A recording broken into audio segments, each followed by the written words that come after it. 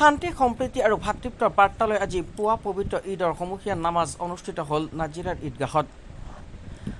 সমগ্ৰ দেশৰ লগতে অসমতো ইছলাম ধৰ্মাৱলম্বী লোকসকলে পালন কৰিছে পবিত্ৰ ঈদ। ঈদ উপলক্ষে ঈদগাহ ময়দানসমূহ সজাই পৰাই তোলা পৰিলক্ষিত হ'ল বিভিন্ন প্ৰান্তত। শান্তি সম্প্ৰীতি ত্যাগ ভাতৃত্ববোধৰ বাণী লৈ ঈদৰ শুভেচ্ছা জ্ঞাপন কৰিছে বিভিন্নজনে। বিভিন্ন প্ৰান্তৰ দৰে নাজিৰাৰ ঈদগাহতো ঈদৰ নামাজ আদায় কৰা দেখা গৈছে।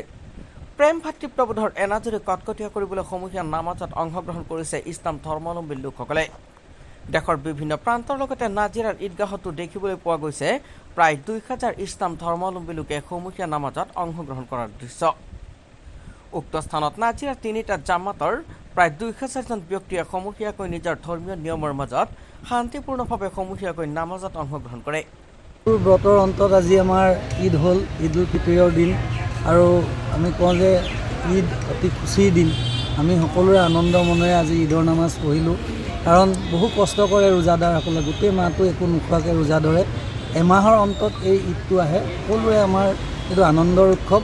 এই আনন্দৰ উৎসৱ বিশ্ববাসীৰ কল্যাণ হকে আমাৰ ইমাম চাহাবে, যিগৰাকীয়ে শ্বহীদুল ইছলাম কাশ্মীৰ চাহাবে নামাজ পঢ়ালে, বিশ্ববাসীৰ কল্যাণৰ কাৰণে দোৱা কৰিলে, বিশেষকৈ নাজিৰাবাসী ৰাইজৰ কাৰণে, লগতে সমগ্ৰ অসমবাসীৰ ৰাইজৰ কল্যাণৰ অৰ্থে দোৱা কৰিলে। আমাৰ দোৱাৰ উদ্দেশ্য এটাই যে আমাৰ হাতাম পৰীক্ষা যিটো সম্প্ৰীতি, আমাৰ জাতি ধৰ্ম বৰ্ণ নিৰ্বিশেষে আমাৰ যিটো সম্প্ৰীতি, সেই সম্প্ৰীতিটো অটুট থাকক, আমাৰ ভাতৃত্ববোধ অটুট থাকক, তাৰে আমি কামনা কৰিলোঁ। লগতে প্ৰতিটো খোজতে আমাৰ দেশখনে যাতে উন্নতি আৰু প্ৰগতিৰ দিশত আগবাঢ়ি যায়, তাৰ আমি কামনা কৰিলোঁ। এই শুভক্ষণত আমি সদায়ে গাওঁ জিকিৰেটি যে মোৰ মনত ভেদভাৱ নাই অ' আল্লাহ, মোৰ মনত ঘিন পৰ নাই অ' আল্লাহ। এই জিকিৰ ফাঁকিয়ে মই আপোনালোকক শুনাব বিচাৰিছোঁ।